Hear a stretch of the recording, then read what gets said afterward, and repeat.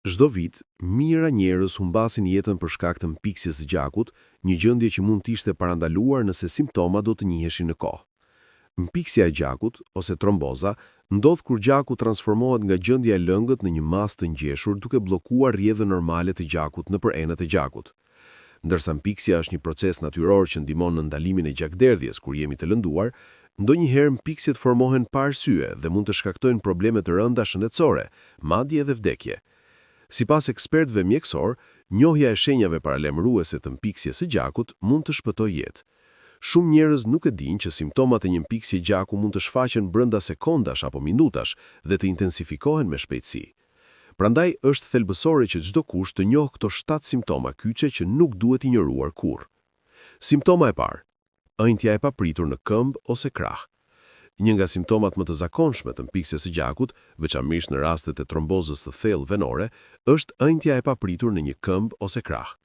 Kur një mpiksje gjaku bllokon pjesërisht ose plotësisht rrjedhën e gjakut në një ven, lëngu fillon të grumbullohet pas pengesës, duke shkaktuar ëndje të dukshme.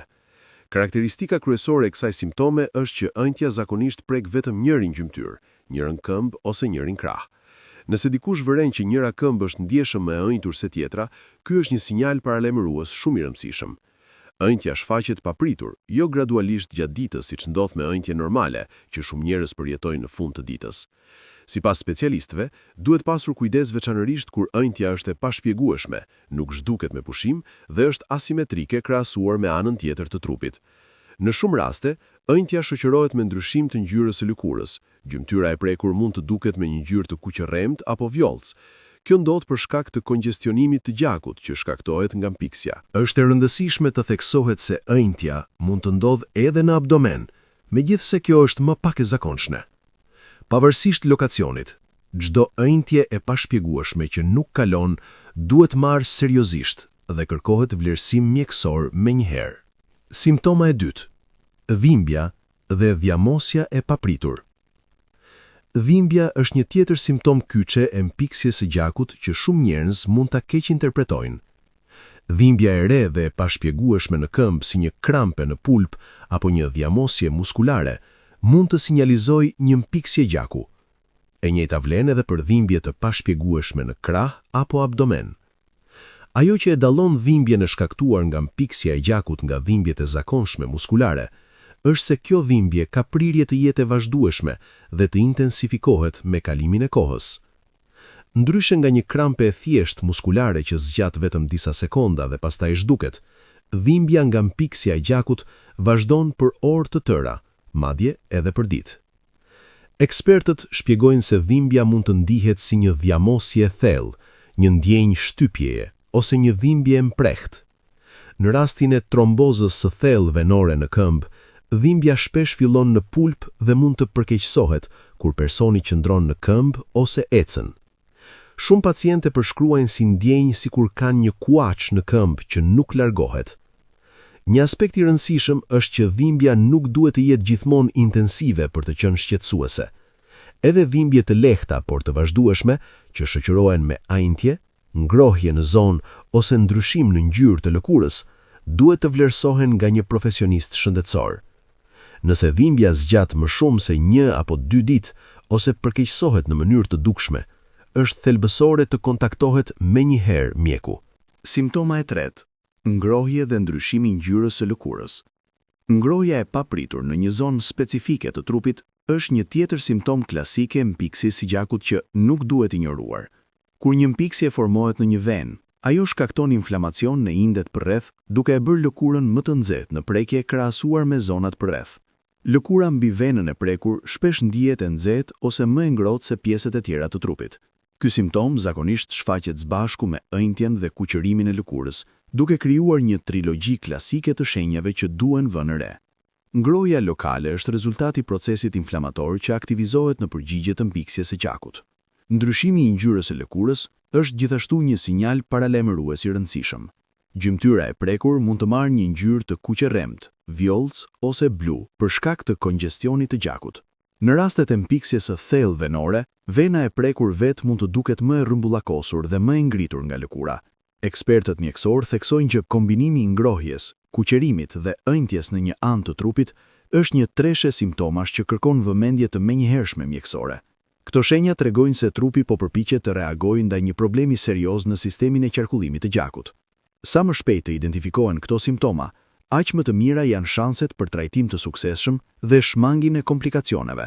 Simptoma e katërt: vështirësia e papritur në frymarrje. Vështirësia e papritur në frymarrje është një nga simptomat më të rrezikshme dhe më urgjente të mpiksjes së gjakut. Kjo simptom zakonisht tregon që një mpiksje është shkëputur nga vena ku është formuar dhe ka udhëtuar drejt mushkrive, duke shkaktuar një gjendje të quajtur emboli pulmonare. Embolia pulmonare ndodh kur një mpiksje gjaku mbërrin në mushkri dhe bllokon një ose më shumë arterie që furnizojnë mushkrit me gjak. Kjo blokadë pengon rrjedhën normale të gjakut dhe redukton sasinë e oksigjenit që arrin në mushkri dhe pastaj në pjesën tjetër të trupit. Sipas statistikave mjekësore, embolia pulmonare është përgjegjëse për 10 mijëra vdekje çdo vit dhe është një nga format më të zakonshme të sëmundjeve kardiovaskulare pas infarktit dhe goditjes në tru. Karakteristika kryesore e kësaj simptome është shfaqja e saj e papritur. Personi mund të ndjejë vështirësi në frymarrje befas, madje edhe gjatë pushimit apo gjumit. Vështirësia në frymarrje mund të jetë e lehtë apo e rëndë, por ajo që e bën shqetësuese është që nuk kalon. Ndryshe nga një vështirësi momentane në frym që zgjat vetëm disa sekonda, vështirësia e shkaktuar nga embolia pulmonare vazhdon për orë apo madje ditë të tëra. Shumë pacientë përshkruajnë ndjenjen sikur nuk po marrin mjaft ajër, pavarësisht se po marrin frym thellë. Mund të ketë gjithashtu një ndjenjë ankthit apo paniku që shoqëron vështirësi në frymarrje. Në raste të rënda, fytyra dhe buzët mund të marrin një ngjyrë të kaltërt për shkak të mungesës së oksigjenit në gjak, një gjendje e quajtur ciaroz. Është thelbësore të kuptohet që embolia pulmonare është një urgjencë mjekësore absolute. Nëse dikush përjeton vështirësi të papritur në frymarrje, veçanërisht nëse shoqërohet me dhimbje në gjoks apo koll, duhet thirrur menjëherë numri i urgjencës 112. Sa më shpejt të fillojë trajtimi, aq më të mira janë shanset për mbijetesë dhe shërim të plotë. Simptoma e 5: dhimbja në gjoks dhe palpitacionet. Dhimbja në gjoks është një simptom alarmante që shpesh lidhet me problemet e zemrës, por mund të jetë gjithashtu një sinjal i embolisë pulmonare. Kur një mpiksje gjaku arrin në mushkri dhe bllokon qarkullimin, mund të shkaktojë dhimbje të mprehtë dhe intensive në gjoks që përkeqësohet me frymëmarrjen e thellë ose me koll. Dhimbja e shkaktuar nga embolia pulmonare ka karakteristika të veçanta që e dallojnë nga llojet të tjera të dhimbjes në gjoks. Kjo dhimbje shpesh përshkruhet si e mprehtë, therse ose si një shtypje të fortë. Ajo lokalizohet zakonisht në pjesën e përparme të gjoksit, por mund të përhapet edhe në kurriz, shpatulla, qaf ose nofull, duke e bërë të vështirë ta dallosh nga dhimbja e infarktit. Një karakteristikë e rëndësishme është që dhimbja përkeqësohet me frymëmarrjen e thellë, me koll ose me lëvizje. Kjo quhet dhimbje pleuritike dhe ndodh për shkak të irritimit të membranave që mbështjellin mushkrit. Nëse dhimbja është konstante dhe nuk lehtësohet me ndryshimin e pozicionit, kjo është një arsye shtesë për shqetësim. Palpitacionet e zemrës janë një simptom tjetër shqetësuese e lidhur me mpiksjen e gjakut. Kur mushkrit janë të bllokuara nga një emboli, zemra duhet punojë më shumë për të pompuar gjak në enet e bllokuara. Kjo mund shkaktojë një rrahje të shpejtuar, të parregullt ose të fuqishme të zemrës që ndihet në gjoks, qaf ose gryk. Pacientët përshkruajnë palpitacionet si një ndjenjë fluturimi, rrahje të shpejta ose si të ishin duke vrapuar edhe kur janë të qetë. Pulsi mund të rritet ndjeshëm, duke kaluar në më shumë se 100 rrahje për minutë. Në disa raste, personi mund të ndjejë gjithashtu marramendje, dobësi ose madje të ketë episode të humbjes së ndjenjave. Është kritike të kuptohet që kombinimi i dhimbjes në gjoks me vështirësi në frymarrje dhe palpitacione është një urgjencë absolute mjekësore. Këto simptoma mund të tregojnë jo vetëm emboli pulmonare, por edhe infarkt, dhe të dyja kërkojnë ndërhyrje të menjëhershme mjekësore. Vonësimi në trajtim mund të ketë pasoja fatale. Simptoma 6: kollitja dhe gjaku në pshtym. Kollitja e papritur që nuk kalon është një tjetër simptom shqetësuese e embolisë pulmonare.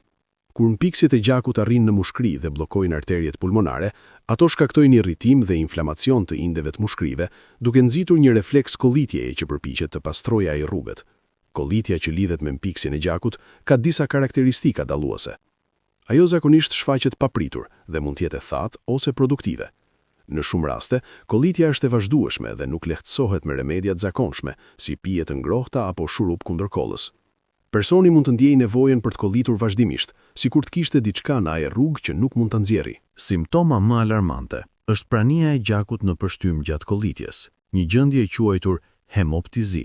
Ky është një sinjal i qartë paralajmërues që kërkon vëmendje të menjëhershme mjekësore. Gjaku në përshtym mund të shfaqet si shtrengje të kuqërremta, vija roz ose në raste më të rënda si gjak i pastër dhe i ndritshëm. Prania e gjakut në përshtym tregon që indet e mushkrive janë dëmtuar nga mpiksja e gjakut dhe nga mungesa e oksigjenit. Në disa raste, gjaku mund të vijë nga enët e vogla të gjakut, që janë plasur për shkak të presionit të lartë që krijohet pas blokadës. Kjo simptom është veçanërisht e zakonshme në rastet e embolicës pulmonare të rëndë. Është thelbësore të theksohet që kollitja me gjak nuk duhet kurrë injoruar, pavarësisht sasisë së gjakut. Edhe një sasi e vogël gjaku në përshtym, kur shoqërohet me simptoma të tjera, si vështirësi në frymëmarrje, dhimbje në gjoks ose rrahje të shpejtuara të zemrës, duhet të çojë në një vizitë të menjëhershme në dhomën e urgjencës. Vonesimi në trajtim mund të rezultojë në dëmtime të prikshme të mushkrive dhe komplikacione serioze që kërcënojnë jetën. Simptoma e 7: marramendje, dobësi dhe humbja e ndjenjave. Marramendja dhe dobësia janë simptoma që shpesh neglizhohen, por mund të jenë shenja të rëndësishme të mpiksjes së gjakut, veçanërisht kur gjaku nuk arrin të furnizojë trurin me oksigjen të mjaftueshëm. Kur një mpiksje e madhe bllokon rrjedhën e gjakut në mushkëri ose në tru, organi më i rëndësishëm i trupit ynë fillon të vuajë nga mungesa e oksigjenit.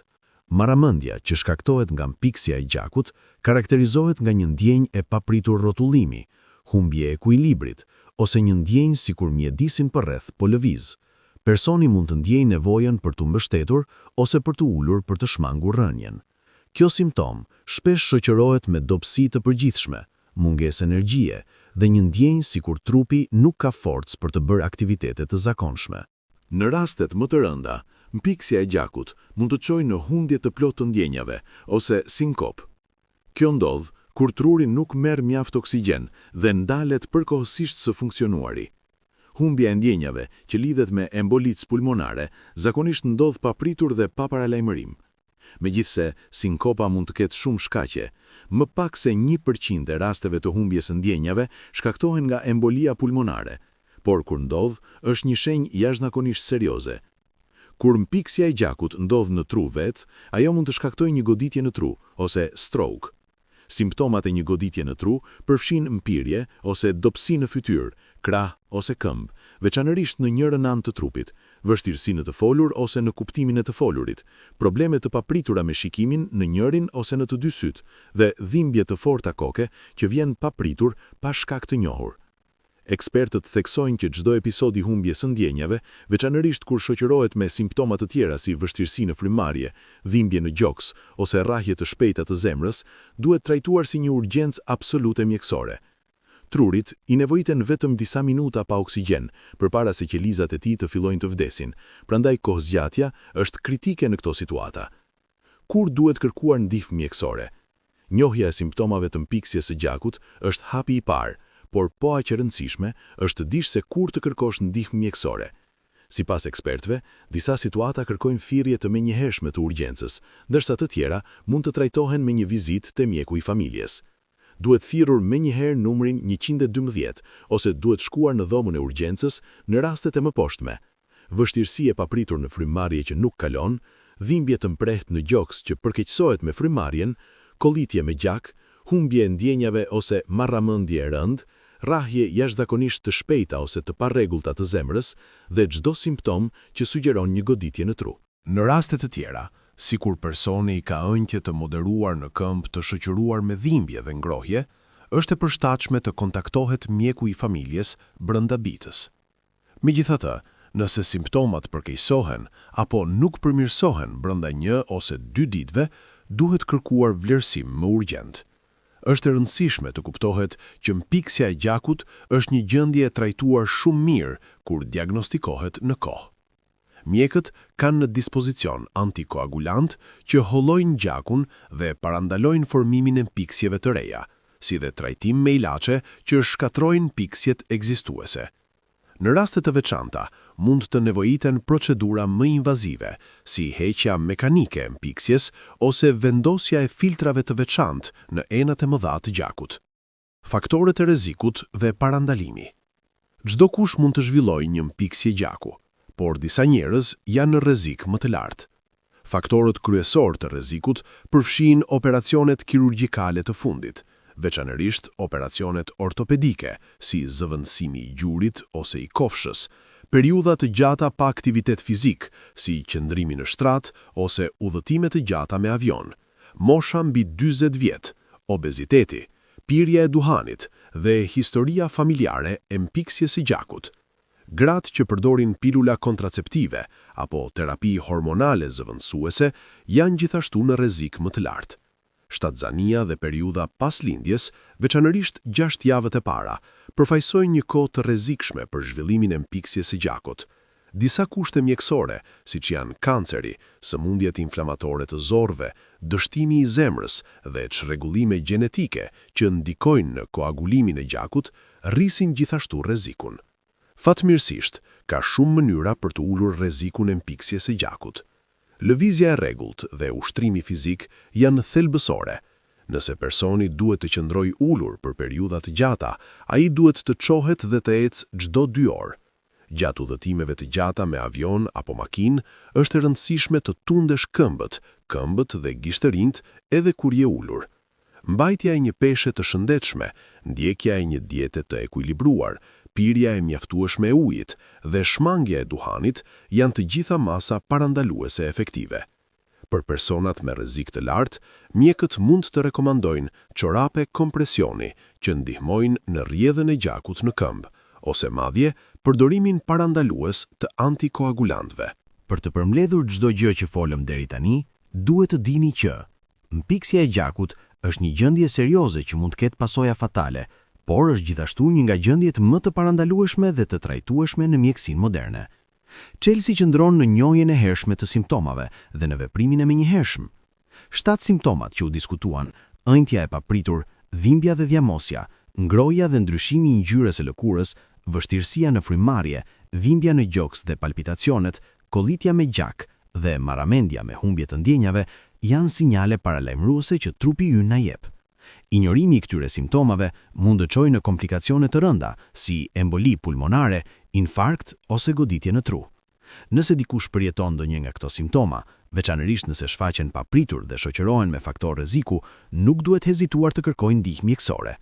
Është më mirë të jesh i kujdesshëm dhe të kontrollosh një simptom që mund të jetë pa rëndësi, sesa të presësh dhe të lësh një gjendje serioze të përkeqësohet.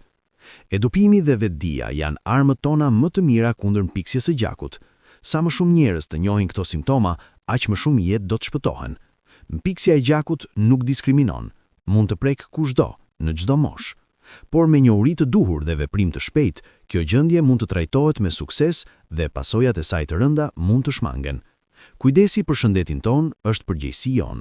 Dëgjimi i trupit ton, njohja e sinjaleve paralajmëruese dhe kërkimi i ndihmës mjekësore kur është e nevojshme mund të bëjnë ndryshimin midis jetës dhe vdekjes.